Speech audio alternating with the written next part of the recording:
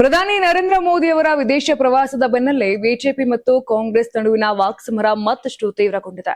ಪ್ರಧಾನಿ ಮೋದಿ ರಾಜತಾಂತ್ರಿಕ ಗೆಲುವಿನೊಂದಿಗೆ ಭಾರತಕ್ಕೆ ಮರಳಲಿದ್ದಾರೆ. ಕಾಂಗ್ರೆಸ್ ನಾಯಕ ರಾಹುಲ್ ಗಾಂಧಿ ವಿದೇಶದಲ್ಲಿ ದೇಶದ ವಿರುದ್ಧ ಪಿತೂರಿ ನಡೆಸುತ್ತಿದ್ದಾರೆ ಅಂತ ಬಿಜೆಪಿ ಗಂಭೀರ ಆರೋಪ ಮಾಡಿದೆ. ಇನ್ನು ದೆಹಲಿಯಲ್ಲಿ ಸುದ್ದಿಗೋಷ್ಠಿ ನಡೆಸಿದ ಬಿಜೆಪಿ ರಾಷ್ಟ್ರೀಯ ವಕ್ತಾರ ಸಂಬಿತ್ ಪಾತ್ರ ಪ್ರಧಾನಿ ನರೇಂದ್ರ ಮೋದಿ ಅವರ ಇತ್ತೀಚಿನ ವಿದೇಶ ಪ್ರವಾಸದ ಕುರಿತು ಪ್ರಗತಿ ವರದಿ ಬಿಡುಗಡೆಯನ್ನ ಮಾಡಿದ್ರು.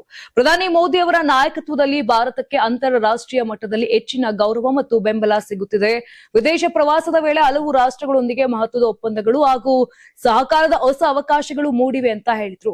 ಇದೇ ವೇಳೆ ಕಾಂಗ್ರೆಸ್ ನಾಯಕ ರಾಹುಲ್ ಗಾಂಧಿ ವಿರುದ್ಧ ತೀವ್ರ ವಾಗ್ದಾಳಿ ನಡೆಸಿದ ಸಂಬಿತ್ ಪಾತ್ರ ಪ್ರಧಾನಿ ದೇಶಕ್ಕಾಗಿ ಕೆಲಸ ಮಾಡುತ್ತಿರುವಾಗ ರಾಹುಲ್ ಗಾಂಧಿ ವಿದೇಶದಲ್ಲಿ ದೇಶದ ಅಭಿವೃದ್ಧಿಗೆ ಅಡ್ಡಿಯಾಗುವ ರಾಜಕೀಯ ಪಿತೂರಿಯಲ್ಲಿ ತೊಡಗಿದ್ದಾರೆ ಅಂತ ಆರೋಪಿಸಿದ್ರು.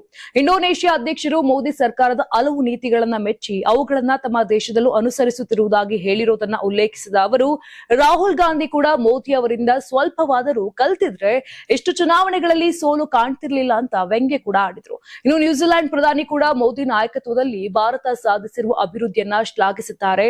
ಆದರೆ ಕಾಂಗ್ರೆಸ್ ಮಾತ್ರ ಅದನ್ನ ಒಪ್ಪಿಕೊಳ್ಳಲು ಸಿದ್ಧವಿಲ್ಲ ಅಂತ ಬಿಜೆಪಿ ಟೀಕಿಸಿದೆ. ಪ್ರಧಾನಿ ಮೋದಿ ಅವರ ವಿದೇಶ ಪ್ರವಾಸ ದೇಶದ ರಾಜತಾಂತ್ರಿಕ ಯಶಸ್ಸಿಗೆ ಮತ್ತೊಂದು ಉದಾಹರಣೆ ಅಂತ ಬಿಜೆಪಿ ಹೇಳಿಕೊಂಡಿದ್ದು, ಈ ಆರೋಪಗಳಿಗೆ ಕಾಂಗ್ರೆಸ್ ಇನ್ನೂ ಯಾವುದೇ ಅಧಿಕೃತ ಪ್ರತಿಕ್ರಿಯೆಯನ್ನ ಕೊಟ್ಟಿಲ್ಲ.